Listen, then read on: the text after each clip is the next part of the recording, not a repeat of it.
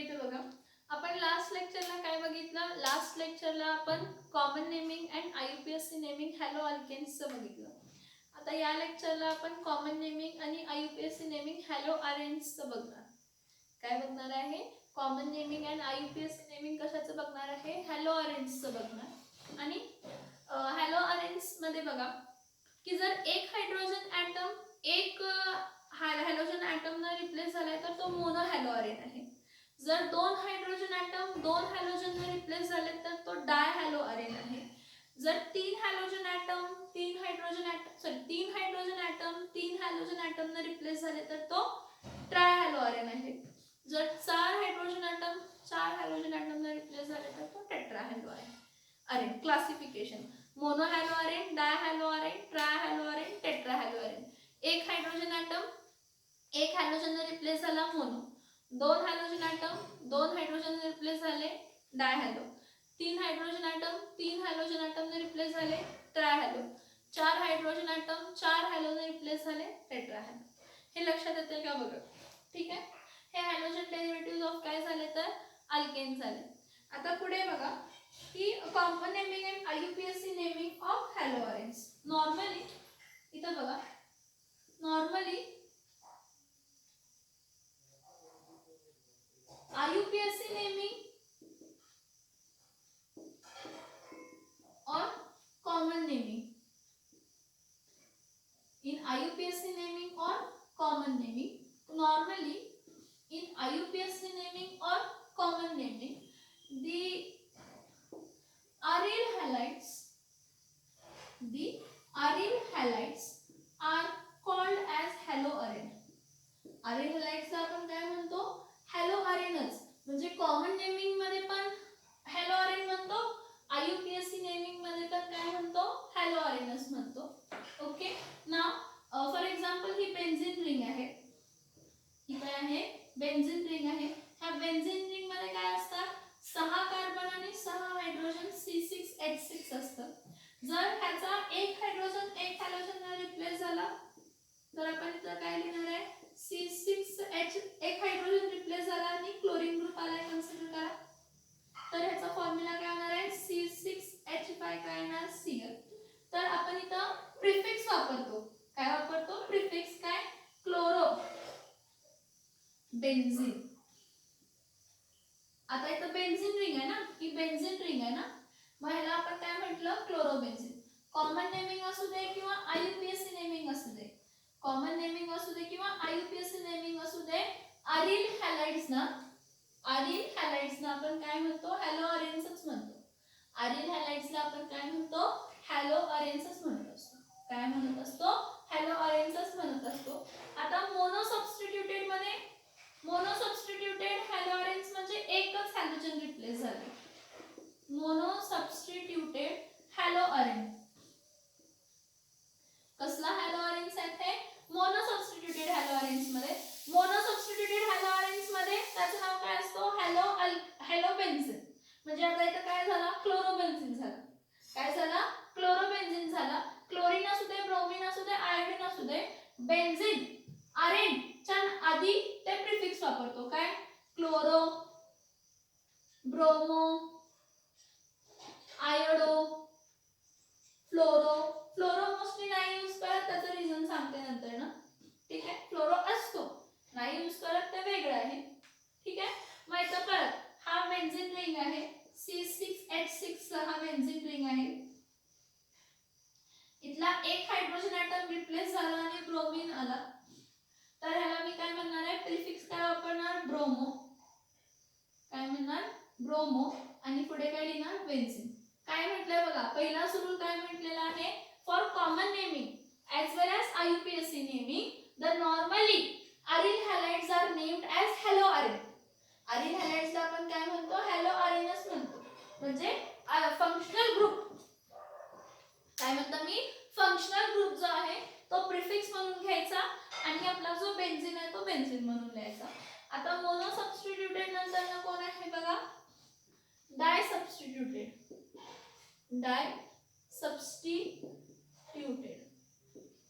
Benzene. डाय substituted hello benzene, sorry, डाय substituted हॅलोबेन्झीन. डायसब्स्टिट्यूटेड हॅलोबेन्झीन्स म्हणजे काय की त्या बेन्झीनचे 2 हायड्रोजन ॲटम्स काय झाले, 2 हॅलोजन ॲटम काय झालेले आहेत तर रिप्लेस झालेले आहेत. तर ह्या कंडिशनला काय करायचं की फॉर एक्झाम्पल हा स्ट्रक्चर आहे, ठीक आहे, मग इथं क्लोरीन असेल आणि इथं परत क्लोरीन आहे म्हणजे 2 C6H4 इथं काय आहे Cl2. हा लक्षात ठेवा, 2 हायड्रोजन ॲटम रिप्लेस झाले. जेव्हा डायसब्स्टिट्यूटेड असतं तर कॉमन नेमिंग मध्ये, कसल्या नेमिंग मध्ये, कॉमन नेमिंग मध्ये आपण काय यूज करतो, हा मेन पोझिशन, की काय म्हणतो कोणताही एक क्लोरीन मेन पोझिशन घ्यायची, त्याच्या बाजूचे 2 असतात ते कोण असतात तर ऑर्थो पोझिशन, त्याच्या खालचे बरोबर कोण असतात तर मेटा पोझिशन असतात, आणि त्याच्या बरोबर अपोजिट म्हणजे मेन जो कन्सिडर केला त्याचा अपोजिट कोण असतो तर पॅरा.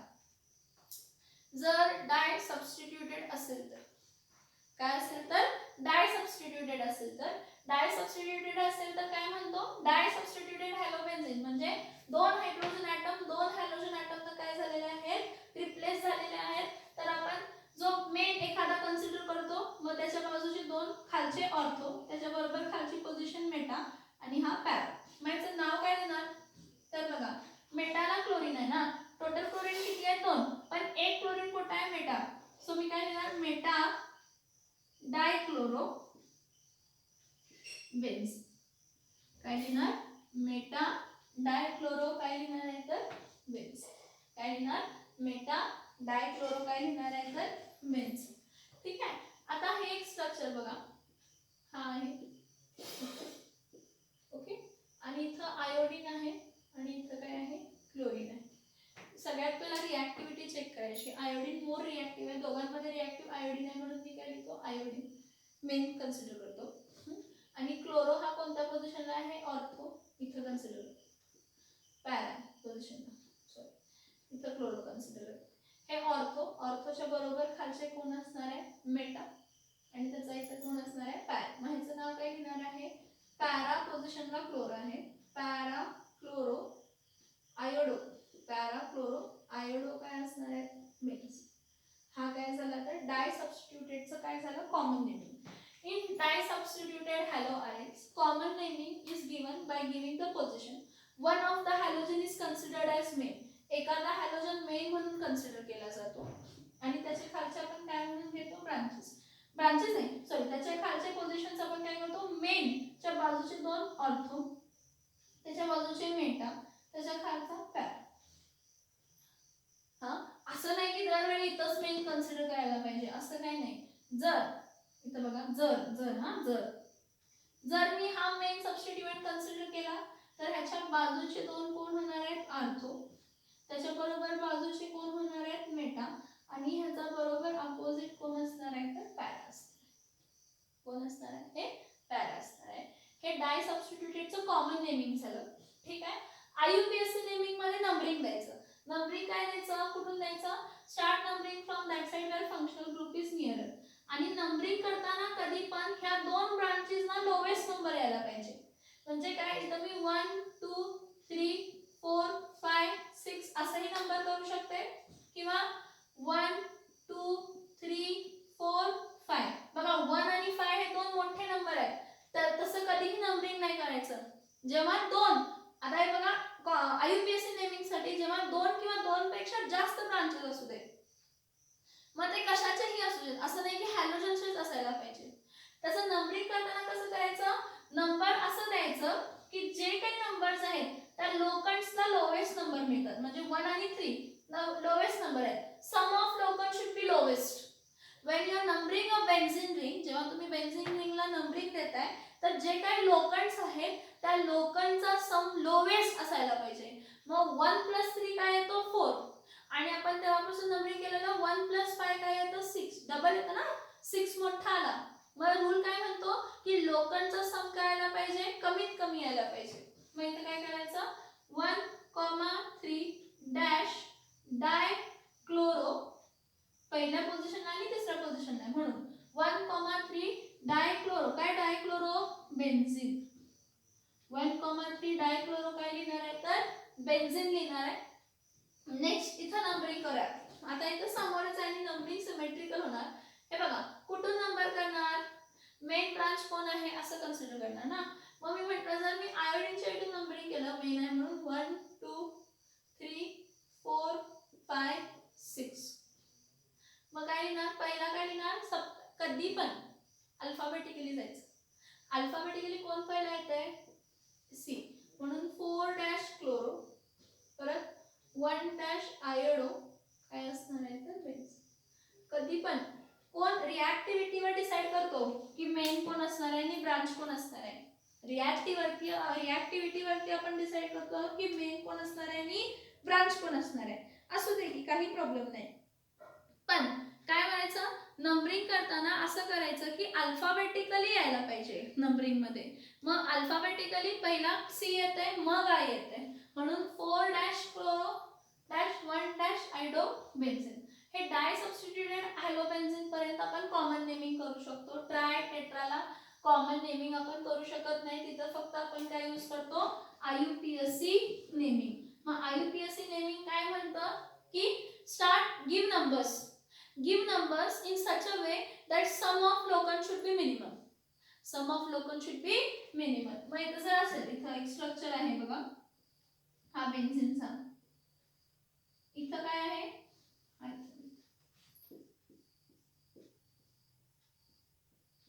इथं काय आहे ब्रोमीन, इथं पण काय आहे ब्रोमीन, इथं पण काय आहे ब्रोमीन. नंबरिंग कसं करणार सांगा मला. इथं 3 ब्रोमीन आहेत ना, म्हणजे तो फॉर्म्युला काय आहे C6H3Br काय आहे 3. तर नंबरिंग कसं करणार सांगा. इथून जर नंबरिंग केलं, इथून 1 2 3 4 येणार, म्हणजे 1 + 3 + 4, 1 + 3 + 4 काय येणार आहे 4 + 3 7 + 1 8. आणि इथून जर नंबरिंग केलं तर 1 2 3 4, मग काय येणार 1 + 2 + 4, 4 + 2 6 + 1 7. कमी आलं ना, सम ऑफ लोकंट्स कमी आलं. कोणत्या केसमध्ये कमी आलं, खालच्या केसमध्ये कमी आलं. असं पण केलं तुम्ही 1 2 3 4 5 आणि काय येणार आहे 6, म्हणजे 1 4 आणि 6. तसं कधीच करू नका. असं नंबरिंग करा की लोकंट सम काय असायला पाहिजे कमी. असं नंबरिंग ज्यामध्ये लोकंट सम काय येतो कमी, जेव्हा 3 किंवा 3 पेक्षा जास्त ब्रांचेस आहेत त्यावेळी फक्त IUPAC नेमिंग करतो, कॉमन नेमिंग कन्सिडर करत नाही. हा कॉमन नेमिंग त्यामध्ये काय आलेलं नाहीत अजून, तर इथं काय 1 2 3 4 5 6. मग इथं मी काय लिहिणार आहे 1 2 4 डॅश ट्राय ब्रोमो बेन्झीन. हा इथं प्रिफिक्सेस वापरायचे की ट्राय आहे, डाय आहे, टेट्रा आहे, जे काय आहे ते प्रिफिक्सेस वापरायचे. पण पोझिशन्स लिहिणं गरजेचं आहे. त्या पोझिशन्स किती पोझिशन्स आहेत 1 2 3, मग 1 2 3 पोझिशन्स लिहिले. ठीक आहे, नंबर्सना सेपरेट केलं कॉमाजनी, वर्ड आणि नंबरला सेपरेट केलं हायफननी. वर्ड आणि नंबरला कशाने सेपरेट केलं तर हायफननी सेपरेट केलं. वर्ड आणि नंबरला कशाने सेपरेट केलं, हायफननी सेपरेट केलं. समजते काय इकडे पर्यंत बघा. 1 2 4 डॅश ट्राय ब्रोमो काय आहे बेन्झीन. आता अनेक स्ट्रक्चर दाखवते का. अनेक स्ट्रक्चर बघा, इथं हा जो स्ट्रक्चर असतो ना असा, इथं एक क्लोरीन आहे, मग इथं एक क्लोरीन आहे, मग इथं एक क्लोरीन आहे. हा सिमेट्रिकल आहे बघा. 1 2 3 4 5 6. एक आहे दुसऱ्याला नाही, तिसऱ्याला आहे चौथ्याला नाही, पाचव्याला आहे सहाव्याला नाही. तर याला सिमेट्रिकल हॅलो ऑरेंज म्हणतो. काय म्हणतो आपण त्याला, सिमेट्रिकल हॅलो ऑरेंज. काय हा सिमेट्रिकल हॅलो ऑरेंज आहे. मग याला मी असं लिहू शकतो SYM सिम ट्रायक्लोरो बेन्झीन. पण IUPAC नेमिंग देताना कसं लिहिणार, IUPAC नेमिंग देताना कसं लिहिणार आहे त्याचं काय आहे, पहिल्या पोझिशनला, तिसऱ्या पोझिशनला आणि पाचव्या पोझिशनला. मी इथं काय लिहिणार 1 3 5 dash try chloro benzene. 1 3 5 dash try chloro काय लिहिणार तर बेन्झीन. लक्षात येते का बघा हे स्ट्रक्चर्स. हे काय समजलं का, हॅलो ऑरेंजचं कॉमन नेमिंग आणि IUPAC नेमिंग. कॉमन नेमिंग आणि IUPAC naming. Normally IUPAC naming असू दे, कॉमन नेमिंग असू दे, अरेन हॅलाइडला हॅलो अरेन्सच म्हणतो, म्हणजे हॅलो बेन्झिन्स म्हणतो. ठीक आहे. एक हॅलोजन रिप्लेस होत असेल तर क्लोरोबेन्झिन, ब्रोमोबेन्झिन, आयडोबेन्झिन.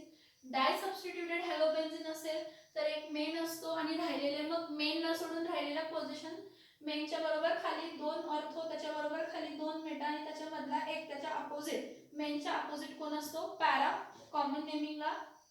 ठीक आहे. मग ज्या पोझिशनला आहे तसं पॅराक्लोरो आयडोबेन्झिन किंवा मेटा डायक्लोरोबेन्झिन. हा. आणि नंबरिंग IUPAC नेमिंग मध्ये काय करतो? नंबरिंग करतो 1 2 3 4 5 6. आणि मग नंबरिंग कसं करायचं? So whenever you number in such a way that locant sum should be minimum. Possibly locant sum काय असायला पाहिजे? मिनिमम असायला पाहिजे. जेव्हा ट्राय सबस्टिट्यूटेड म्हणजे 3 हायड्रोजन 4 हायड्रोजन रिप्लेस होतात तेव्हा कॉमन नेमिंग नाही, डायरेक्टली IUPAC नेमिंग करायचं. काय करायचं? IUPAC नेमिंग मध्ये नंबरिंग द्यायचं. नंबरिंग असं द्यायचं की सम ऑफ लोकंट्स काय असायला पाहिजे? मिनिमम असायला पाहिजे. नेमिंग देताना कधी पण अल्फाबेटिकली यायला पाहिजे. पहिला B, ब्रोमिन आणि क्लोरीन असेल तर पहिला B, मग C. मग कोणाचा नंबर मोठा छोटा इम्पॉर्टंट नाहीये. पहिला ब्रोमिनला 4 नंबर आहे आणि क्लोरीनला 1 नंबर आहे म्हणून पहिला क्लोरीन आणि मग ब्रोमिन असं नाही. 4 ब्रोमो डॅश 1 क्लोरो येणार, कारण B अल्फाबेटिकली पहिला येतो आणि C नंतर येतो. हे लक्षात येते का बघा? हे लक्षात येतात का बघा कन्सेप्ट? हे लक्षात येतात का बघा कन्सेप्ट?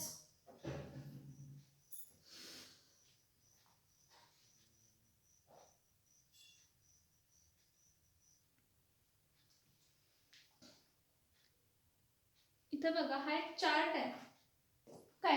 हा जो चार्ट आहे ना तुम्हाला सगळ्या याच्यामध्ये बघायला मिळणार. म्हणजे मी मॅक्झिमम जेवढे कंपाऊंड्स आहेत त्यांचं कॉमन नेमिंग आणि काय करून दाखवते? IUPAC नेमिंग करून दाखवते. तर प्लीज सगळ्यांनी इथे लक्ष द्यायचं. सगळे जेवढे कंपाऊंड्स मॅक्झिमम पहिल्यापासून सगळे जेवढे कॉमन नेमिंग आणि त्याचं IUPAC नेमिंग हे सगळे सांगते. सगळ्यात पहिला बघा CH3Cl काय आहे? CH3 काय आहे? Cl. CH3Cl एकच कार्बन आहे. कॉमन नेमिंग मध्ये अल्किल येते है ना. मग याचं नाव काय असणार आहे? Methyl chloride. आणि IUPAC नेम काय असणार आहे? Hello alkane. हॅलो अल्केन म्हणजे काय असणार आहे? तर क्लोरो मिथेन. हे कंटिन्युअसली लिहायचं. क्लोरो काय आहे? मिथेन.